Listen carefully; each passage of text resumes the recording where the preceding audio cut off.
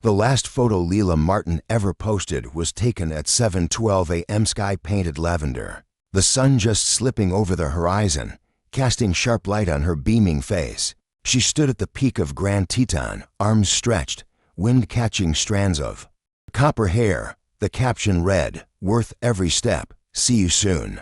It gathered over 100 likes within minutes. Leila never made it down. At 19, Leila had the restlessness of a dreamer and the eyes of someone who noticed the smallest things. A bird's feather stuck in bark, shadows dancing on moss, the echo of her breath in high-altitude silence. She always felt more at ease in forests than in classrooms. Her mother, Rebecca Martin, tolerated the risky hikes, the solo trips, because Leila seemed happiest there. But this one had felt different. Leila hadn't told anyone exactly where she planned to go after reaching the summit. She had mapped out a 3-day loop that would eventually return her to Jackson Hole. Her texts the night before were casual, cheerful. But at 11:38 a.m., just hours after her photo, Rebecca received a strange message. "Mom, if I lose signal, just I love you. Don't worry, I'm fine. Just needed to clear my head." It wasn't like Leila to send something so vague. Rebecca replied instantly, but the text never showed as delivered. Then came silence when Leila failed to check in by 8 p.m. as promised. Her mother's anxiety turned electric. By morning, the local sheriff's department was alerted. Her GPS watch, still pinging until 12:03 p.m. the previous day, had gone dead. Near a trail ominously named Angel's Spine, a precarious stretch known for crumbling edges and sudden fog. The rangers were dispatched quickly. Helicopters circled the area. Dogs were brought in. Hikers were questioned. But the only sign of her was a forgotten water bottle found half buried under pine needles. Just off the narrow ledge leading to a steep, wooded ravine, searchers combed every inch of the area for 10 exhausting days. But there were no footprints, no scent trails. No clothing scraps, only trees, endless trees. Social media flared with theories. Some believed she had fallen. Others speculated she had staged her own disappearance. The internet found patterns in her photography posts, analyzing captions for hidden meanings. One Reddit thread pointed out that Leila had posted fewer photos herself recently, more shots of dense forests with captions like "Not all who wander." Another highlighted her growing interest in primal survival, citing book titles she'd reviewed online. A more sinister theory emerged that someone had followed her. But for Rebecca, none of that mattered. All she knew was that her daughter was gone. Leila wasn't reckless. She wasn't the type to just wander off. She had taken wilderness safety courses, packed backup batteries, left a copy of her trail plan with a friend. Something didn't add up. And yet, as weeks passed, media attention faded. So did leads. The official status changed to missing, presumed dead. Rebecca couldn't accept it. She printed missing posters and put them on gas station windows, hikers' forums, bulletin boards. She emailed influencers, hoping someone might have seen Leila on the trail. She even hired a private investigator. But the trail had grown too cold. Her home became a museum of unanswered questions. Leila's camera bag sat untouched on her desk. Her boots rested by the back door, still muddy from the last hike before. Teton's, a picture of Leila smiling with a tripod slung over her shoulder, was taped to the fridge. Her eyes alive with purpose. 11 months passed. The seasons turned without mercy. Rebecca's grief shifted from desperation to numb routine. And then, on the first anniversary of her daughter's disappearance, park ranger named Nolan Alvarez radioed in a report from the cliffs above the canyon. He had found something strange in an eagle's nest, something wrapped in cloth. Something human. The sky over Grand Teton had turned cold and unforgiving by the time Ranger Nolan Alvarez stood at the ridge's edge, peering into the dizzying drop below. He had seen storms, rock slides, animal attacks, but this felt different. A girl didn't just vanish without a trace, especially not one like Leila. The moment her GPS signal went dead near Angel's Spine, the department knew they were in dangerous terrain. The area was notorious: brittle rock faces, sudden gusts that could knock you off your feet, and wildlife paths that swallowed even the most experienced trackers.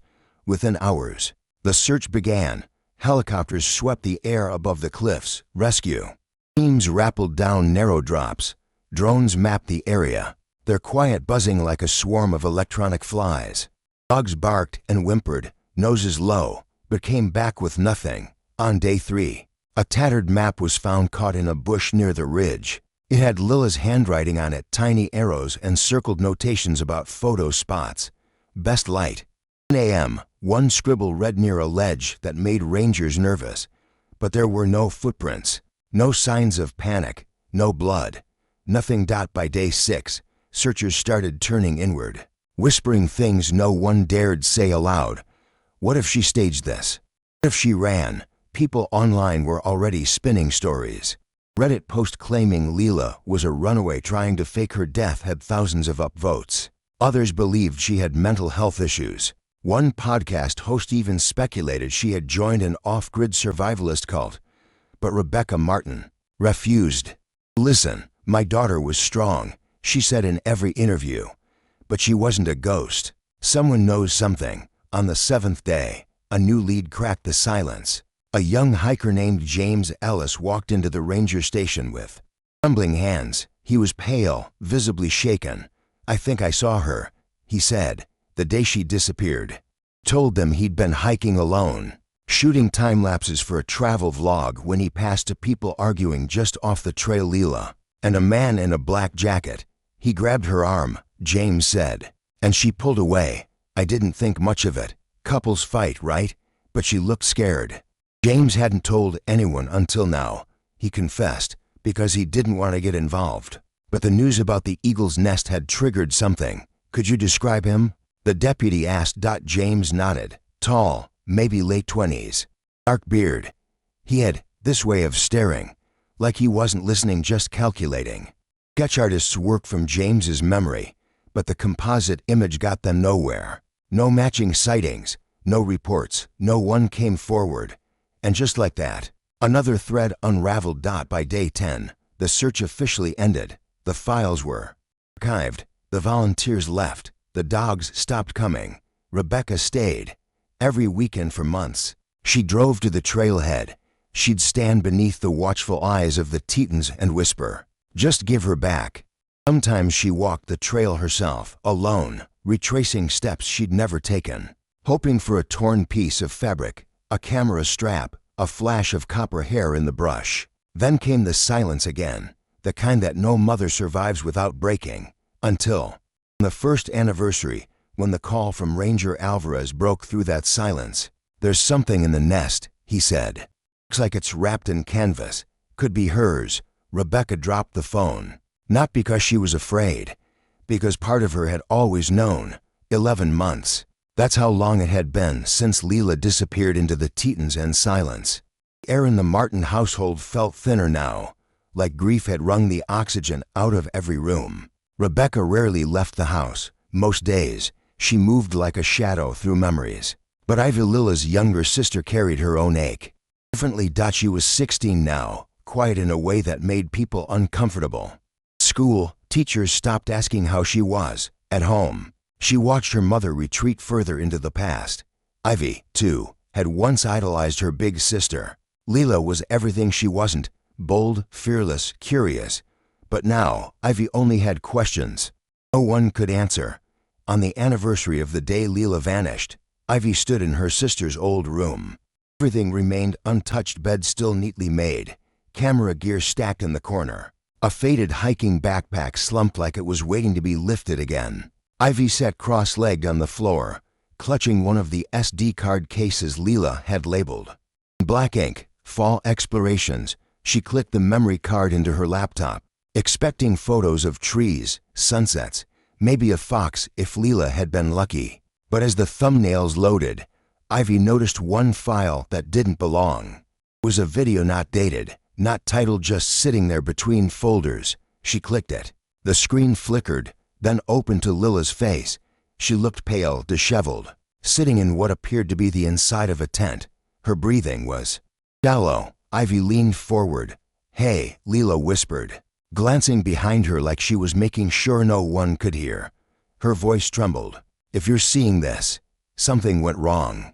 Tears welled in Ivy's eyes as she watched her sister blink rapidly, trying to hold herself together. "I thought I could handle it," Leela said, her voice barely audible. "But I think he's watching me now. I don't know how long I have. If anything happens to me, check the journal. He knows everything, every trail, every hiding place. I was wrong about him." Then the screen went black. Ivy sat frozen, heart hammering. Her fingers hovered over the pause bar, though there was nothing left to pause. She ran to her mother's room, breathless. Mom, I need to see this." Rebecca stared at the laptop screen like it might burn her. But when the video played again, she clutched Ivy's hand so tightly it hurt. "Who is she talking about?" Ivy asked.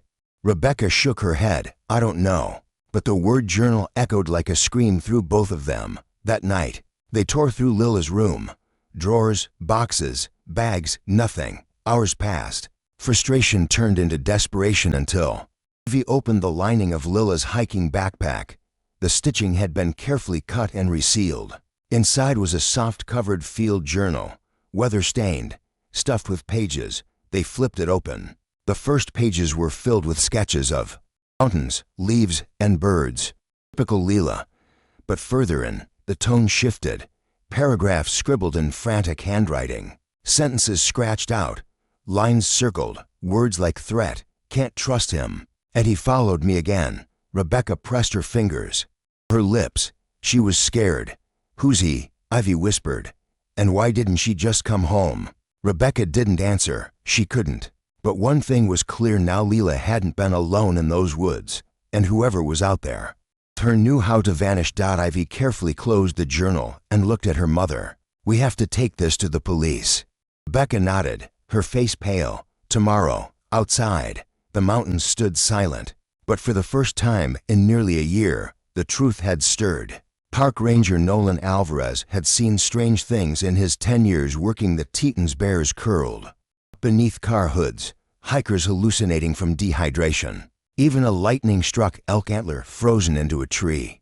What he found that morning high above the ravine trail made his skin prickle in a way nothing else ever had. It started like any routine patrol. He'd been tasked with monitoring the eagle nesting sites along Falcons Pass, a notoriously difficult section of the park with jagged rocks and sheer drops. The nest in question was perched 30 feet up, balanced precariously in a crooked pine that leaned toward the cliff's edge.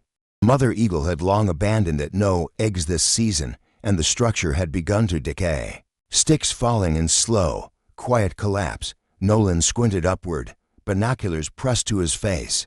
That's when he saw it, a strange knot of fabric sun-faded. Canvas lodged deep in the nest, entangled with bones and dried moss. It didn't belong. Curious, he climbed the tree carefully, every branch groaning beneath his weight. Fingers raw from the bark. When he reached the top, the smell hit him first: old decay. Faint and sour, not animal, not quite. He pulled a glove from his belt and reached inside. The object came loose with a soft snap of breaking twigs. It was a bundle canvas wrapped around something thick and rectangular. He climbed down slowly, his breathing shallow, heart thudding louder with each step. On the forest floor, he unwrapped the bundle carefully. It was a notebook, the kind you'd find in an outdoor gear shop. Waterproof, dirt-stained, weathered. The corners, Lila's name wasn't written anywhere on it, but the sketches were hers. He recognized them from the missing person posters. Page after page revealed delicate pencil drawings of mountain ridgelines, eagle wings, cloud shadows. Soon, the mood shifted.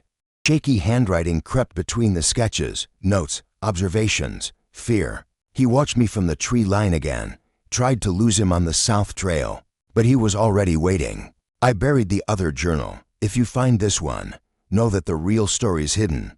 Nolan swallowed hard, flipping further. More drawings, but now disturbed shapes resembling a man. Half shrouded in trees, the figure appeared again and again, always distant, always faceless. The final entry chilled him. He said, "The birds. Remember that even if I screamed, the cliffs would eat the sound." Nolan didn't wait. He radioed dispatch with shaking hands. "This is Ranger Alvarez. I need you to notify Teton County Sheriff's Office. I've recovered what appears to be new evidence related to the Leela Martin case. By afternoon, Investigators had cordoned off the site. The notebook was bagged, taken for analysis. Nolan watched the entire scene unfold with a gnawing pit in his stomach. This wasn't just a hiker gone missing. This was something darker. That evening, back at the ranger station, Nolan stayed after hours. He couldn't shake the image of the faceless man, crouched beneath the trees. His mind drifted to old reports. A few years back, a couple had claimed they were followed for miles near Angel's spine by someone they never quite saw. They'd laughed it off later, saying it was probably a wild animal. But what if it wasn't? What if Lila wasn't the first? He stared at the photocopy of the final journal page, the phrase echoing in his mind, "The birds remember." Then his phone buzzed. It was Deputy Morris. "We just got a call from the Martin family," she said. "Sister found something too, a second journal." Nolan straightened. "It's time we look at these side by side," the deputy added, "because if both say what I think they do." This wasn't just an accident. Nolan didn't answer immediately. His eyes had returned to the image of the shadowed man in the trees. He knew now. Someone had been hunting her. 7 months before she disappeared, Lila Martin sat in the back row of a wildlife conservation seminar at her university, her camera bag at her feet and her notebook half full of doodles. She wasn't there for extra credit. She came for the guest speaker. Mark Holloway, a former field biologist turned independent researcher. Mark had spent years tracking migratory raptors through national parks. He spoke with the cool confidence of someone who'd slept beneath stars more than ceilings. His voice was calm, deliberate, and oddly hypnotic. After the lecture, Lila approached him, holding her Nikon like a child clutching a favorite toy. "You mentioned nesting behavior in alpine eagles," she said. "I've been trying to photograph one on the Tetons, but I think I'm always a few days late." Mark smiled, timing the wind and the prey cycle. Most people miss it. His eyes lingered on hers just a beat too long. He offered her a private tip about trail markers and nesting spots and handed her a business card with a number scrawled in the corner. "Call me if you ever want a real guided hike. I don't charge if you bring good questions." That night, Lila told Ivy about him, just a passing mention. "He's older, but brilliant, like live in the woods 4 months brilliant." A week later, they hiked together, once, then again. Then it became regular. Lila stopped posting most of her photos publicly. When Ivy asked why, Lila shrugged. "Just want to keep it personal now. Not everything has to be online." But something in her voice had changed, muted, cautious. Mark always chose the trails. Taught her how to move quietly through forests, how to observe without being seen, how to blend with the terrain. He praised her when she stayed silent during hikes. He began critiquing her camera angles, her captions, even her clothing. "People don't take you seriously if you look like an Instagram hiker," he'd say. At first, Lila brushed it off. He was experienced. He just wanted her to do better. Then came the rules. "Don't tell anyone where we're going. Too many. Amateurs ruin real wilderness. Turn your phone off. GPS signals are trackable. Don't bring Ivy. She talks too much." She started seeing friends less. Her texts became shorter. He always seemed distracted, half listening, half looking over her shoulder. Rebecca noticed it first. "Everything okay with that guy?" she asked one evening. "Mark, was it?" Lila hesitated. "He's just intense. You know how passionate people can be." Intensity became isolation. Mark didn't like when she made jokes around other men. He didn't like when she disagreed with his wildlife theories. He didn't like when she left a hike early because of a storm. He always apologized afterward. Brought her pressed wildflowers, said she made him feel alive in a way no one else had. And Lila, heart tugged between awe and unease, forgave him again and again. But her journal told a different story. "I feel like I'm shrinking. Deletes my photos before I can upload them. He wants me to see the Tetons his way. What if I want to see them mine?" Still, she stayed. Until one weekend, near Falcon's Pass, he showed her something, a trail so narrow it disappeared. Beneath rock and silence, "This is where I come when I need to disappear," he whispered. "No one finds you here, not even birds." Lila didn't write about that hike for 3 days. When she did, the entry was short. "He said he'd never let me leave. He said no one would believe me if I tried. And beneath that, a single word scratched into the corner of the page, Runth. Pages turned slower now. Ranger Nolan and Deputy Morris sat in silence, flipping through Leela Martin's journal by the light of the evidence room. It didn't read like a typical trail log anymore. It read like a slow, psychological disintegration. The handwriting became shakier, drawings more frantic. Notes of wonder had been replaced with fear disguised as poetry. He says I belong to the forest now, that I'm not meant for people who use sidewalks and Wi-Fi. My phone's gone. He said it was safer, that signal ruins your brain waves. As the investigation deepened, detectives cross-referenced these notes with known trail dates. Found patterns multiple weekends. Leela told her family she was on solo photography trips, but journal entries revealed Mark was always with her, and he was always watching. In one entry dated 3 weeks before her disappearance, she wrote, "He took me up a ridge I've never seen on any map. Said only he and the Hawks knew it existed. I asked for my phone back. He laughed and said, 'You don't need a clock when you're part of the wind.' I think he buried it. I heard digging last night." Another page was smudged with what looked like rainwater or tears. I asked if I could go home for Ivy's recital. He said, "Your sister can play for ghosts if she misses you that badly." Then he kissed my hair like he hadn't just said something cruel. Rangers flipped forward. The next entries came days apart, more erratic. Lines looping in large swirls along the edges. Her thoughts unraveled slowly, like rope fraying under weight. He doesn't want anyone else to see me. Says I'm due. Rare, like the white hawk we spotted. I laughed. He didn't. Every time I say no, he gets quiet, like I failed some invisible test. I'm not sure who I am when I'm not under his eyes. One point, Leela seemed to anticipate her own vanishing. If I ever go missing, tell Ivy I thought about her every second. Tell Mom I'm sorry for not screaming louder. Meanwhile, Rebecca and Ivy sat in the sheriff's office listening. As investigators read the entries aloud, Ivy's face was pale, her fingernails digging into her sleeves. She was trying to get away, she whispered. She just didn't know how. Back in the evidence room, Nolan found a sketch tucked between two wrinkled pages. It showed a twisted tree arching over a trail carved with initials. 2 sets. One was L on the other, M.H. Mark Holloway, Morris said aloud. He marked her. They scanned the journal's back cover and found one final note, hastily scrawled in black ink. He said if I ever leave, I'll vanish like the wind. No phones, no story, just silence. Morris exhaled slowly. It wasn't just control. This was premeditated. He isolated her, emotionally caged her, and erased every tether she had left.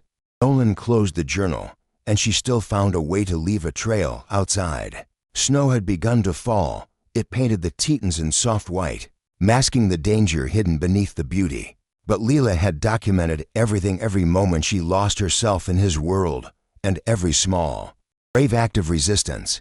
What she couldn't have known was that Ivy and Nolan would read it together months later, piecing together the breadcrumbs she'd scattered in ink and pain.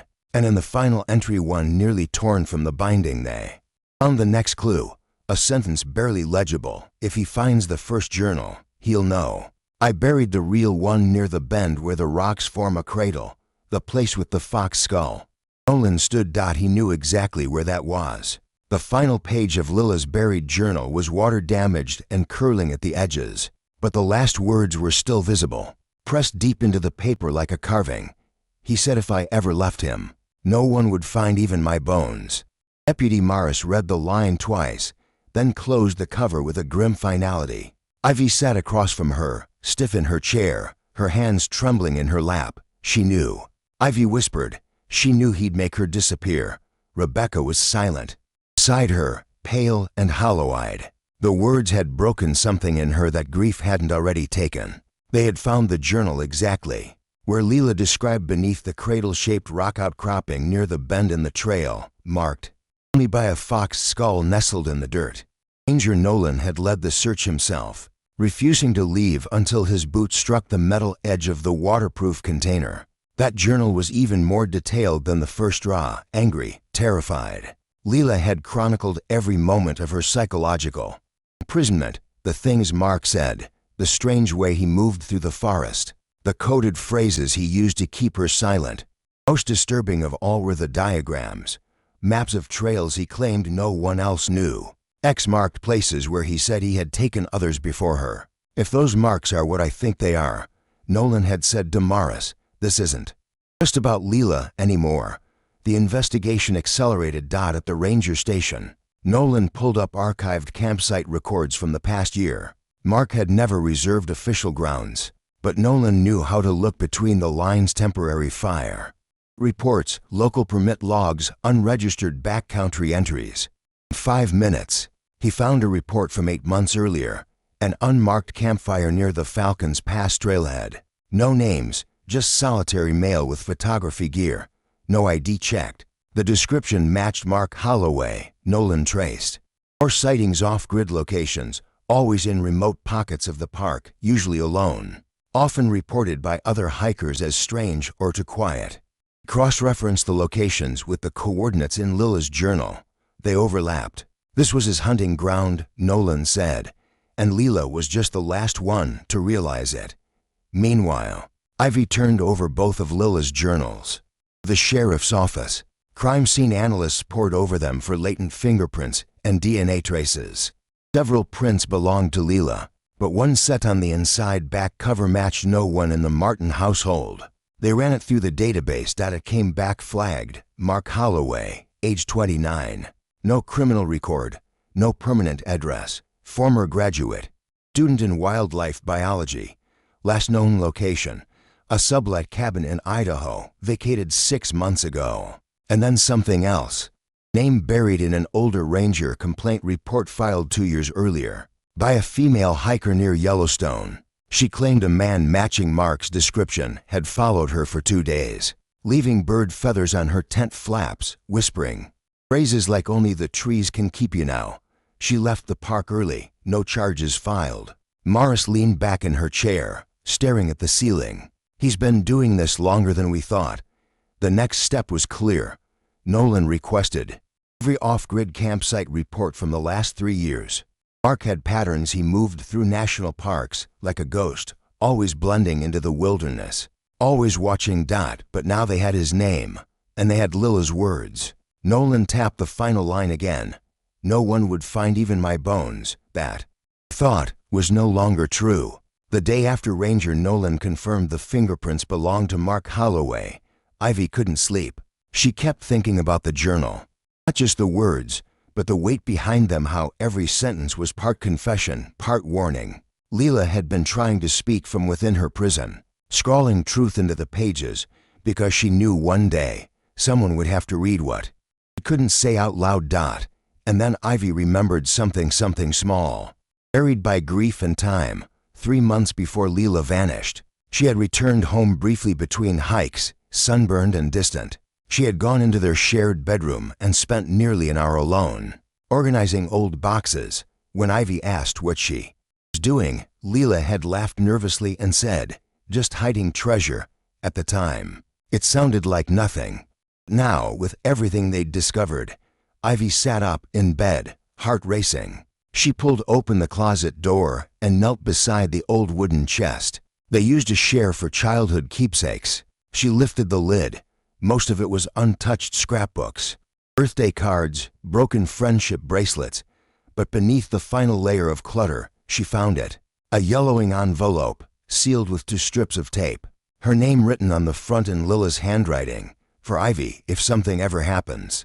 Her fingers shook as she peeled it open. Inside was a single Polaroid photo. Leela stood on a narrow ridge, a camera strapped to her neck, the wind tugging at her jacket. Beside her was a man-tall, bearded, wearing a dark jacket. Mark, his hand, was on her lower back, possessive. He wasn't smiling. His eyes were fixed on her, not the camera. On the back of the photo, in faint blue ink, Leela had written, "He said this spot is where birds go to die." I laughed. He didn't. Ivy stared. The image heart-pounding. The cliff behind them was jagged, sloping sharply into shadows. She recognized it from the maps she had studied with Ranger Nolan. It was Falcons Pass. She grabbed her phone and ran into the living room, where Rebecca sat staring blankly at the TV. "Mom," she gasped, "I found something." Rebecca's eyes flickered with life for the first time in hours. She held the photo delicately, tracing the faded corner with her thumb. "We have to take this to Nolan," Ivy said. "Look at the cliff. It matches the ones near the lower drop zone. That's not a tourist trail. No one goes there." Rebecca nodded slowly. "Leela didn't leave this by accident." By noon, the photo was scanned and filed into evidence. Nolan stood over the digital map spread across the station table, comparing the cliff behind Leela with satellite images of the lesser-known ridges near Falcons Pass. "There," he said, tapping a spot shaded in red. "See that overhang? The shape matches. That area's closed off most of the year due to falling rock. No maintained trails, no foot traffic. If he took her there," he didn't finish the sentence. They all knew, if Leela had been led to that place, it was deliberate, chosen, isolated. Ivy watched as Nolan marked the spot with a black X. Her chest tightened. "He was showing us where to look." He nodded. "We'll organize a new search. That section hasn't been touched since the first week she vanished. Now we know exactly where to go." Outside, storm clouds gathered slowly over the mountains, casting long shadows down the ridges. And for the first time in 11 months, the wilderness felt like it was ready to give something back. The winds howled harder that morning as the team gathered at the base of Falcons Pass. The air smelled pine and coming rain, and the sky above them churned with heavy gray clouds. But they didn't delay, not this time.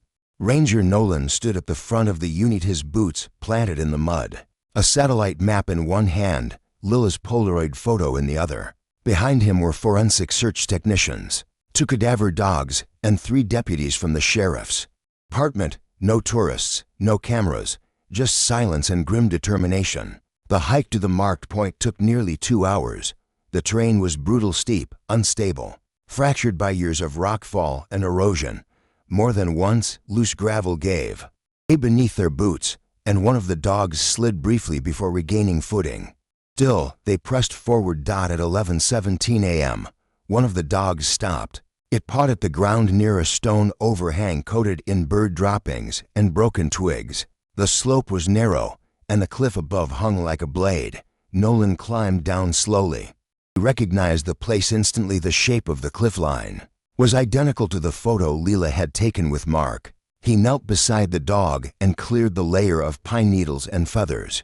Underneath, the soil had been disturbed, just enough to suggest movement, not natural, but intentional. A shallow grave, carefully packed, then left to nature. The lead technician came down with ground-penetrating radar. Within minutes, they confirmed it. Something was there. They began digging. Gloved hands, soft brushes, careful strokes. Inch by inch, the earth gave way to horror. First, a hiking boot. Then, strands of hair, dirt clumped and sun-bleached. Beneath that, fragments of bone, a rib, part of a pelvis, not whole, but enough to tell a story. Beside the remains was a shattered camera lens, clouded with moisture, but still recognizably Lila's. It was buried like an offering pointed downward, as though silenced forever. No one spoke for a long time. Nolan stared down at the grave, jaw clenched, hands shaking. He thought about Lila's journal, about the sentence that had haunted him for weeks. He said, "If I ever left him, no one would find even my bones."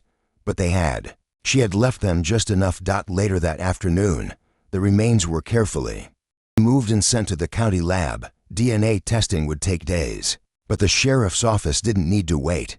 Items found, the location, the camera lens, all of it confirmed what they already knew. It was her, Leela Martin. Rebecca collapsed when she got the call. Ivy just stared out the window, eyes dry, arms wrapped tightly around herself. She was right there, Ivy whispered. All this time, beneath the birds. Sheriff's Department issued a quiet statement. Remains recovered, and believed to be those of Leela Martin, have been located near Falcons Pass. Foul play suspected. Investigation ongoing. The media caught wind by evening. Headlines: Golden, missing hiker found in shallow grave. Park predator suspected. Answered questions at Grand Teton. But inside the ranger station, the mood wasn't relief. It was rage. This wasn't just a girl who got lost, Nolan said to Morris. This was a girl who left warnings, journals, GPS marks, everything. She could. She gave us breadcrumbs while someone tried to erase her. Morris nodded slowly, folding her arms. Then it's time we follow them to the end. The discovery of Lila's grave changed everything, but for Ivy Martin, it wasn't. Closure, not yet. Not when the man who did it was still free. Within days, Ranger Nolan and Deputy Morris met with the Teton County District Attorney. They laid out the evidence, Lila's journals, the Polaroid, the GPS data, and the notebooks retrieved from the eagle's nest, each piece laced with Mark Holloway's fingerprints. But the DA hesitated. There's no footage, no eyewitness to the act, he warned. If we don't play this right, he walks. I don't care, Ivy said, stepping forward. He doesn't get to disappear like she did. Nolan supported her. We have enough to bring him in. Let's make him talk. The help of federal agents. They traced a series of trail permit applications filed under different names. One stood out, Eric Marston, a solo camper registered in Oregon's Wallowa Mountains 3 weeks ago. The birth date matched Holloway's. So did the height, the signature slope of his handwriting, and the gear listed right down to the same model Lila had once written about in her journal. They moved quickly. On a misty Thursday morning, agents surrounded a remote cabin outside Joseph, Oregon. Mark Holloway stepped out wearing a canvas jacket and a flask on his belt. He didn't run. He just stared, like the trees around him might shield him if he stayed very, very still. You're being arrested in connection to the disappearance. Death of Lila Martin, the officer said. You have the right to remain silent. Mark didn't say a word until they placed the cuffs on his wrists. She slipped, he muttered. She wanted to chase birds near the edge. In the interrogation room 2 days later, he stuck to the same story. She got too close to the ridge. It was an accident. She lost her footing. But you buried her, Morris said, voice low. Mark blinked slowly. She didn't want to be found like that. I respected that. Then Ivy entered the room. She placed the Polaroid in front of him. Then Lila's torn journal entry. He said if I ever left him, no one would find even my bones. Mark looked away. Deputy Morris leaned forward. We recovered audio files from her camera's memory buffer. She didn't upload them, but they were still there. One recording played, Lila's voice, low and cracking. He doesn't let me hike alone anymore. Says people are looking for me. Says if I vanish, it'll be quieter for everyone. Mark shifted. Another clip. I told him I want to go home. He said the only home I have now is whatever he points to in the forest. For the first time, Mark's Wade began to crumble. His fingers twitched, eyes darting toward the one-way glass. He laughed, quietly, then exhaled like something inside had snapped. She wasn't supposed to leave. He whispered. She said she loved the way I saw the world. She said she felt wild with me. But then she started pulling away. I saw it in her eyes. Did you kill her? Morris asked. I told her not to run. He murmured. She ran. His silence. For that was damning. Later that evening, the DA filed formal charges: second-degree murder, unlawful disposal of human remains, obstruction of a missing persons investigation. The news broke nationwide. Lila's photo returned to the headlines, but this time, with a second line beneath it, justice begins. Yet for Ivy, it was still not the end, because Mark's words, she wasn't supposed to leave, echoed with a haunting question. Who else had tried? Mountains stood still that morning, blanketed in early autumn mist. The air was cold, quiet, and heavy with the kind of silence that feels alive like it remembers. Ivy stood near the edge of Falcon's Pass, where the rocks bowed into the void and the earth sloped dangerously beneath her boots. Thin wind curled around her, tugging gently at her coat. Below, the valley yawned wide and endless. It was the same place Lila had once stood in the Polaroid, the same place where she vanished, and where she was, finally, found. Behind her, a small circle had gathered: Rebecca, Nolan, Deputy Morris, and a few close friends from Lila's university. No cameras, no speeches, just a scattering of pine needles, a framed photo on a boulder, and the steady beat of nature that had held their secret for nearly a year. In Ivy's hands was the last journal entry Leela had written, the one nearly lost to rain and time, scribbled in smudged ink near the torn back cover. Her voice wavered as she read aloud, "The wind carries stories only birds can hear. If they listen closely, maybe they'll carry mine." She paused, then looked up toward the crooked pine above them, the eagle's nest still resting there. High and ragged, its branches wind-blown but intact. "That nest saved her," Ivy whispered. "Even after everything, it held onto her." Story. Rebecca took her hand. The trial had ended just 2 weeks earlier. Mark Holloway, cold, blank-faced, expressionless, had sat unmoving as the verdict was read. Guilty on all counts. The courtroom had erupted in gasps, but Ivy hadn't cried. Neither had her mother. The grief had hardened into something quieter. Then, like stone under glacier weight. But even justice, when it finally came, felt incomplete. "I keep thinking," Ivy said now, eyes still on the nest. "What if the wind hadn't blown that cloth loose? What if the ranger hadn't seen it? Would we still be looking?" Nolan stepped forward, his voice low. "Maybe, or maybe Leela left more trails than we realized. She didn't want to be found by him. But she left signs for someone like you." Ivy nodded, but the ache didn't lessen. For a long moment, no one spoke.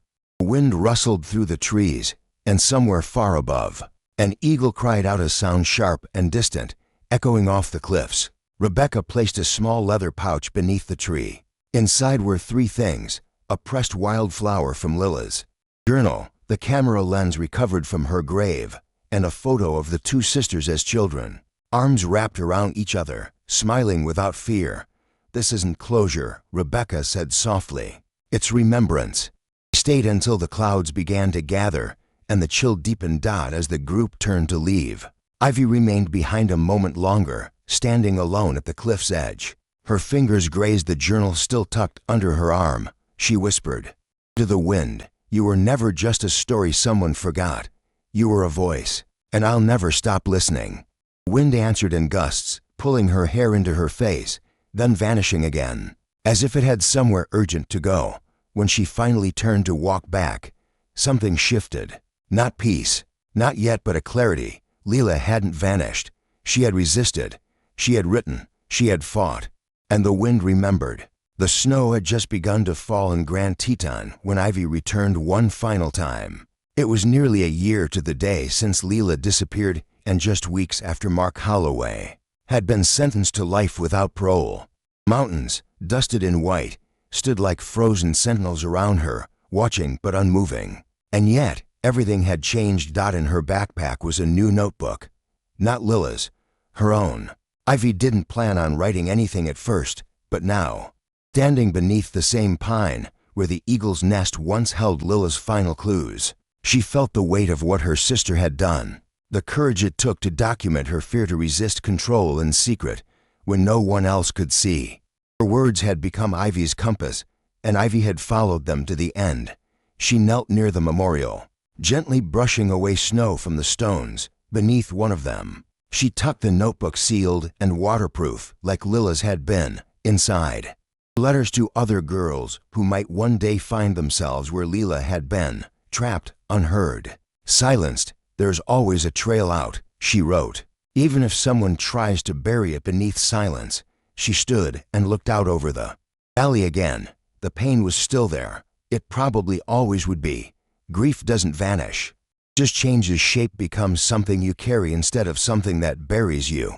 Back in town, Nolan had begun working on a new wilderness awareness program. One that trained rangers not just in terrain safety, but in how to recognize psychological danger, patterns of manipulation, signs of emotional distress, the silent alarms victims like Leela often send out without even realizing it. He named the program Lila's Trail.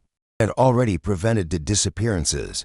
Ivy walked slowly down the ridge, following the path carved by her own footprints. She didn't cry. She didn't speak. She just moved through the forest the way her sister once had, eyes open, listening. By the time she reached the trailhead, the sun had begun to break through the clouds, casting long gold beams between the trees. The wind, ever present, returned with a gentle sweep through the branches. It was no longer a ghostly sound. It was a song. Weeks later, Ivy stood in front of a classroom at her university, her sister's camera, now restored, resting beside her notes. She clicked to the first slide, a photo of Leela, smiling, squinting into the sun. Alive in every sense, the room fell quiet. "I'm not here to tell you how my sister died," Ivy said. "I'm here to show you how she lived and how even in her darkest moments, she found ways to leave behind a trail, one that saved lives including mine." Hands rose, questions followed, but Ivy felt steady for the first time in a long while.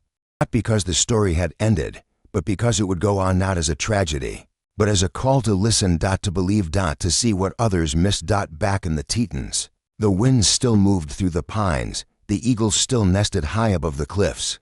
The trail that once vanished beneath rock and silence now bore new markers, signs, maps, warnings, and somewhere, beneath a crooked tree, a notebook waited, not as a farewell, but as a beginning.